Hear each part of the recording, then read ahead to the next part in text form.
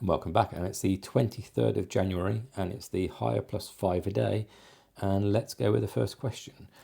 All right, so what do we have today? So find the minimum point of the graph. Okay, this one's not too bad, is it? If you do international GCSE, you'll know to differentiate. So differentiate, set dy dx equal to 0. But because I think actually it's slightly better anyway, I'm just going to complete the square. So that's going to be x minus 3 all squared. 3 squared is 9, so minus 9 plus 7 is minus 2, which means my minimum point, let's write that slightly neater, which means my minimum point is going to be 3 minus 2. First question done. Good question. The set of values for x that satisfy... Oh, I like this question. So this is a quadratic inequality working backwards. So if I had a quadratic inequality, I would want to work out the points where it's 0. And I care about the points less than minus a half and greater than 1.5. Oh, good. Okay. So in other words, I can say this inequality is x plus a half, because it's the negative, and x minus 3 over 2. And if I expand that, well, I'm going to get x squared plus a half x minus 3 over 2x, which is minus x. A half times 3 over 2 is minus 3 over 4. Now, I don't really like that because I've got a fraction in it, but that actually is absolutely fine because it doesn't say I can't have fractions. But I'm going to multiply by 4, so that's going to give me 4x squared minus 4x minus 3.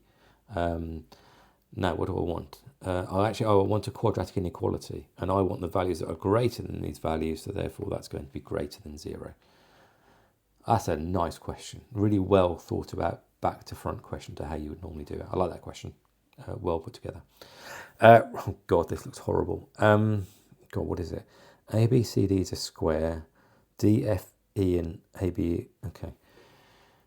So that's 6, which means that's 6, and that's 6, and that's 6, and that's 6, and that's 6, which means that these are also 6. No, actually, this isn't very bad. This isn't terrible at all, is it?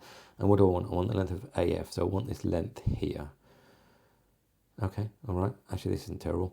Now, this is a right angle. This is 60 degrees because it's equilateral, which means that this is 30 degrees. 30 degrees. This ABE is an equilateral triangle, which means this is 60 degrees, which actually just means if I draw it over here, now this won't be the neatest, but it will do. Okay, let's just assume these are the same length of 6 and 6. I know they don't look it. That's a right angle. So actually A to F, and just so you know, this is point E. So A to F, Pythagoras is 6 squared plus 6 squared square rooted, which is a square root of 72, which is 6 root 2.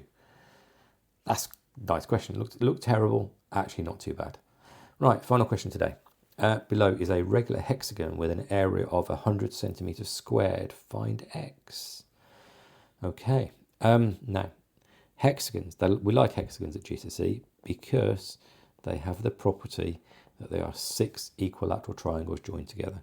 So therefore, that angle there is 60 degrees. 360 divided by 6 is 60 degrees, which means, now let's set this out carefully.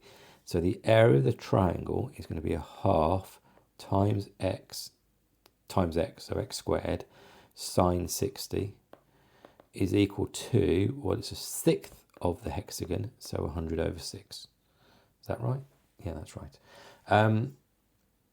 Now, if I work this out, so sine 60 is root 3 over 2 times a half, so that's root 3 over 4 x squared equals 100 over 6, which I can simplify down, of course, can't I? So 50 over 3. It's not that much better, but it will do. Which means that x squared equals 4 times 50, which is 200, divided by 3 root 3, which means that x, let me just rearrange it, so get rid of that and just write square root. So x equals the square root of that. So get my calculator out. So x equals, start again, x equals root 200 over 3 root 3, which is 6.204032, etc., which I'm going to say is approximately 6.2. To write it neatly, 6.2, let's do 2 decimal places, 6.20 centimetres. Actually, that looked worse than it actually was, wasn't it? It was okay. Now, I did use half A, B, C, sine, C. If you're in, you probably won't do that until 5th year. So the other way of doing it is you could do the slightly longer method of working out the height of the triangle, then do the Pythagoras, but this is definitely the quickest method. Again, guys, I feel like I'm saying this every day at the moment, but really nice mix of questions today. Really checks your understanding of those individual topics. Usual thing, you know what I'm going to say, don't you? So like, subscribe, any comments down below, we'll reply to you, and I'll see you for the next one. Thanks all.